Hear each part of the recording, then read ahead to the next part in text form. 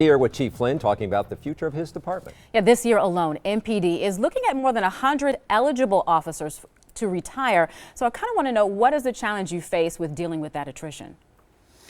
Well, it's a significant challenge because there's a lag time between identifying an opening, giving a test, vetting a list, doing background investigations, putting people through all phases of the selection, getting them through the academy, and then getting them through field training. So that can be more than a year's lag time. And the problem for us isn't that we didn't know this was happening. Sure, there's somebody out there saying, well, if you knew this was going to happen, it's simple math. We've known for years, but obviously the city is challenged every year to create an operating budget that's balanced. And we might be able to say, you know, if we hired 20 extra cops this year, when we attrit 5 years from now, we'll be okay. But, you know, can the city afford the 20 extra cops that year? And that's been the problem. We've seen it coming. Nobody's surprised by it, but there just wasn't the budget flexibility to hire more than we needed in a given year in anticipation of what we need several years later. So they're giving a test this year. They're operating off the tail end of the last list. There's an academy class in there right now, but we're obviously going to have some stresses as we gradually make up this difference. So what does it mean to wear the badge? Job pays about $57,000 a year for a new officer. You go about recruiting folks. The benefits are pretty good, but it's a tough job.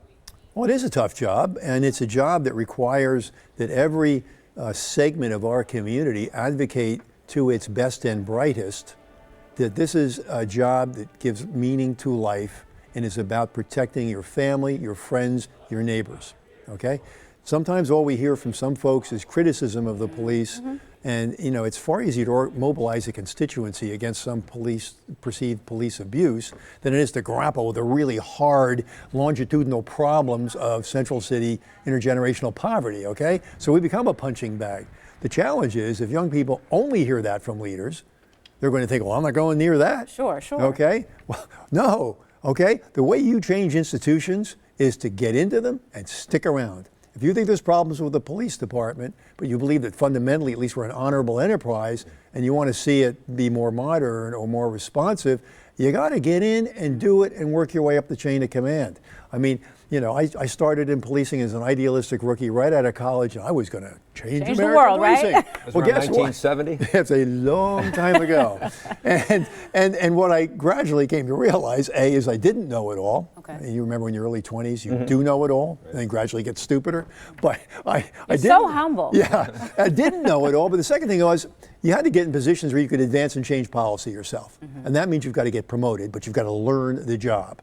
And so the police chiefs that really encapsulated and advanced community policing in the late 90s were the people that came on in my generation, old-timey policing, but came into it wanting to see something better. You know, change is a long gestation period. You got to get in the position where you can really be the change. But much of the change is every single interaction between a working cop and a resident. Okay, that's where opinions, you know, people form opinions about me, but their opinion of the police department is every single day, how does that cop behave with them? And that's where a young person can make an enormous difference in the lives of their fellow residents. So how does the recruitment class look as far as diversity? Because again, you're talking about people wanting to make a difference, get inside the institution and make the change. So how does the institution change and or welcome diversity?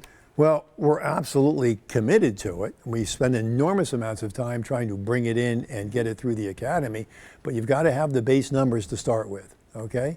And so that is always going to be a challenge. Right now, our police department is, I think, 69% still, you know, white. It's 31%, you know, total minority. And so that's a bigger number than it used to be, but not as, it's not growing at the pace we need. My command staff right now is more diverse than my entry-level jobs are. So there was, you know. And you have a say in that, right? They're all my appointments. Right. Of my appointments, it's 51% European American and 49% African American, Latin American, you know, Asian. So we feel good about that, but there's been a bit of these last few years have been tough on recruitment generally and also tough on minority recruitment. Where do you recruit though? I mean, if you're saying it's hard to find the base, are you going to the high schools?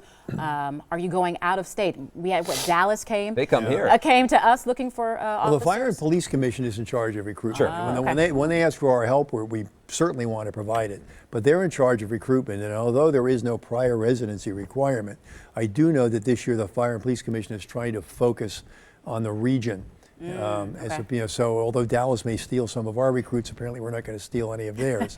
But they're focusing on a regional approach, and really, there's nothing more important than the community getting involved and identifying candidates and supporting them. If you're a young man and woman from some neighborhoods in our city, you're going to hesitate to take that test without community or family support.